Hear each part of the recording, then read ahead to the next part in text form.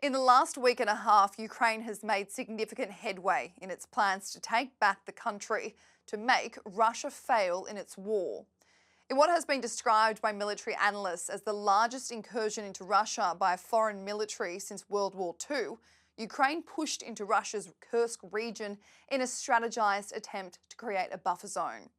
The surprise attack seemed to have caught Russia off guard, causing the Kremlin to move its troops from inside Ukraine back to Russia to defend its territory. Joining me now to walk us through this is former British Colonel Hamish de Bretton-Gordon. Hamish, thank you so much for your time today. How much of a surprise attack was this from Ukraine to move for the first time from its defensive strategy to actually be on the front foot inside Russia? I think a huge surprise, not just for the Russians, but also for those experts like myself and journalists who've been looking at this, very, very closely. I mean, a lot of us have been predicting that the Ukrainians would actually attack into Crimea, but what they've done by attacking into Kursk, hundreds of miles away from Crimea, has completely caught the Russians off guard. Now, the fact that they've been able to train in secret, and this would have taken a hell of a lot of training. When I was preparing the 1st Royal Tank Regiment to do these sort of combined arms operation, it took us about a year of training to get up to a level of capability that we could have done something similar to what the Ukrainians have just done. So thousands of men and soldiers and hundreds of armored vehicles and tanks have been training somewhere in complete secrecy. Now, in the first Gulf War, as a tank commander, when we trained for this sort of thing, when we attacked into Kuwait to get rid of the Iraqis, there was a lot of electronic warfare being used to try and show the Iraqis we were coming from a different direction. Wind forward 30 years, and it is pretty clear that the Ukrainians have done the same. So, a complete shock, completely caught the Russians off guard. The area of the border there was very poorly defended. And now Ukraine owns, over 1,000 square kilometers of Russia, and it's completely sort of destabilized the Russian leadership. Putin is very rattled, and they're making some pretty poor decisions, I think. We're into week 3 of this counteroffensive, and the Russians still haven't done anything. They still haven't counterattacked. From a military perspective, that is dreadful. And perhaps they can't. As you mentioned, they are moving forces to this area. But now that the Ukrainians have blown up some key bridges, they're going to find it very, very difficult. So I think a brilliant move. The Ukrainians are obviously reading and understanding the principles of war, surprise, reinforcing success. The key thing is, of course, that those of us in the West who are supporting the Ukrainians absolutely keep doing that. Well, we'll get on to that in a little bit, Hamish, but Ukraine has clearly demonstrated that it can pull off such a secretive and strategized operation without the help of those allies. Why do you think it is that Ukraine operated so silently without informing the UK, without informing the US about what it planned to do? Well, I think in the past and some of the counteroffensives last year that were not successful, some of the reason giving for that is that the Ukrainians believed that some of their Western supporters leaked the information onto social media, giving the Russians time to prepare for it. And operational security, OPSEC as it is, in warfare is absolutely crucial. If we've seen over the last 2.5 years such a static battle between the Russians and Ukrainians, and even gaining a few meters of foothold has been incredibly difficult. The only way that you can do it is surprise and attack where your enemy is weak and you are strong. So I think that is why they kept it very quiet. I am sure that in certain areas of the UK military and the American military, they were aware what was going on, because undoubtedly some of the intelligence, some of the electronic warfare assets would have to come from NATO allies, I would expect. But the fact that the Ukrainians have kept this so quiet has been a brilliant operation. And none of us would have predicted that they would have been so successful. And now they're in a really strong position. Yeah. they are in a great position to start negotiating with Russia for the ceasefire and the peace that everybody in the world is hoping for. What tactics has the Ukrainian army been using in the region of Kursk? What have they been doing there to kind of take on that area? Well, ostensibly, they've been using what we call combined arms maneuver warfare. This is where you get tanks and infantry and armored vehicles, you get artillery, and you get drones all working together. The synchronization of this is some task, and it takes a long time to practice it so that you're proficient at it.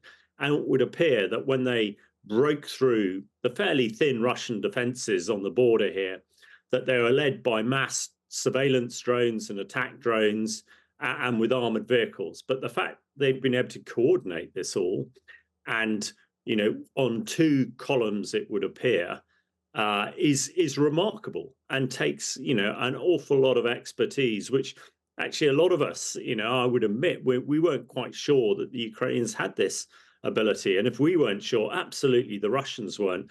And it's very clear that the Russian forces defending do not have the ability to conduct this sort of warfare either. They're very static and they're very poorly trained. So that is why the Ukrainians have made such great advances. I mean, previously in this war, a bit like the First World War, advances were measured in meters. Now we're talking about tens of kilometers and thousands of square miles or square kilometers of land that Ukraine now holds. So it's been a really impressive operation.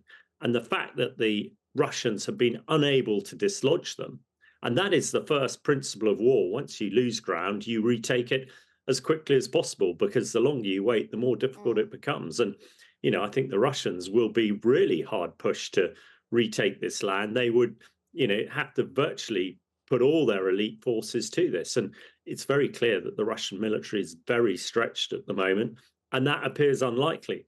It also appears very unlikely that the Russians are going to escalate. A lot of Western leaders, and we've discussed this in the past, have been pretty timid because they've been worried that Russia will escalate and go to their nuclear weapons, which they've threatened virtually every day for the last 2.5 years. But it's clear that they are not going to do that. And that should embolden, British leaders and other NATO leaders to absolutely get behind Ukraine so that they can negotiate a peace on Ukraine's terms and not on Russian terms. And on that note, Hamish, it's clear that Ukraine kind of needs to keep up this momentum after getting ahead in this war. But Zelensky claims that they need British weapons delivered quickly. He even went as far to say that there's no vacations in water-kissed armour. You've written about how Britain needs to donate particular missiles, the Storm Shadows, to Ukraine to use in Russia. How likely is it that Britain will send these over? Well, it's absolutely critical that we support Ukraine to the hilt. And only yesterday, President Zelensky is suggesting that British support is waning, and that is a real concern. I know we have a new government in, and they're pretty inexperienced in these sort of things. But any suggestion that we're not fully behind it, will be heard loud and clear in Moscow. And the Russians have a real fixation with the Brits. For a whole host of reasons. And, they're fixated by our Challenger 2 tanks. They're fixated by our Storm Shadow missiles. And if we show any weakness there, that will just embolden them. So it is very important that the Prime Minister gives permission for Storm Shadow missiles to be used, because in effect, that will keep the Russians another couple of 100 miles away from this Kursk salient and will make it much more difficult for them to react. It's also important that we give them, all the ammo and tanks that we can. It's very clear, in the past, governments in this country and across NATO have been worried about giving the Ukrainians too much military equipment, because they're saying that would expose them to the Russians in future. I think everybody would agree that the Russian military is so denuded, it will be of no threat to NATO for at least 10 years. So actually giving the Ukrainian stuff now is what we should be doing. And from a British perspective, and again, the irony in Zelensky's speech last night about saying there are no holidays in warfare, he's absolutely right. And it's pretty clear that a lot of the new cabinet and the shadow cabinet are probably on their summer holidays, which is, jolly good for them, but they should be making decisions. The Russian advance will not wait until people get off the beach. So I would hope that Starmer and his team actually absolutely get behind this. And if they don't have the expertise to know what to do next, they should be asking the experts in the Ministry of Defence or around the place exactly what to do, because this is not a time to be timid. This is a time to be bold, another principle of war. And Starmer and his team need to learn it pretty quickly, because if we don't enable Ukraine to vanquish the Russians, there is a scenario that would have British troops having to put boots on the ground and fight the Russians ourselves in Europe. And that is absolutely the last thing that we need to do. But if we ensure that they have Storm Shadow and everything else they need to vanquish the Russians and get them to the negotiation table, then absolutely we should do that, whether we're on holiday or not. Yeah, and it is important, Hamish, that Ukraine gets ahead with the help of the UK ahead of winter. As we know, a war gets even worse in winter, and Ukraine struggle with a lack of electricity, lack of heating during those incredibly cold months. I'm just going to move on, because Ukraine's invasion of Russia is significant in the sense of, up until now, as I said before, they'd been on the defence, and now they're pushing into Russian territory and trying to occupy their land as opposed to how much land Russia occupies of Ukraine. Now, the White House had restrictions on how Ukraine could use its military equipment that it donated. The country isn't allowed to fire into Russia. There's that red line in the war that Biden wasn't, he wasn't to be pushed back on that. But now that Ukraine is making this headway in its assault on Kursk, could you see that change? Do you think that Zelensky will prove successful in pressuring the Biden administration to get rid of those restrictions? Well, first of all, let's hope so. I mean, secondly, your point about the winter is absolutely valid, and also the US elections in November. It seems clear if Trump is the next president of the USA, then they are going to give less support to the Ukrainians. And when it comes to red lines, the Russian red lines just don't exist. They all evaporate. And not allow Russia to use use US weapons on Russian territory is absolutely tying at least one hand, if not both hands, behind Zelensky's back, because that is not a restriction in the Russians. The Russians are firing missiles from Russia at hospitals and schools, in central Ukraine. So to allow Ukraine to stop these missiles being fired, which are being fired from Russian territory, absolutely makes sense. And now that Ukraine has demonstrated that they can conduct successful combined arms maneuver, it makes no sense to not allow them to use long-range missiles so that they can reinforce and hold on to what they've got, which really is the key for any negotiations coming over. So I would hope that the Biden administration review that policy, and I would hope that the British administration and Keir Starmer just get on and allow Ukraine to allow use of our missiles where they want, be that in Russia or elsewhere, because the key thing everybody wants is a ceasefire and peace in this region as soon as possible.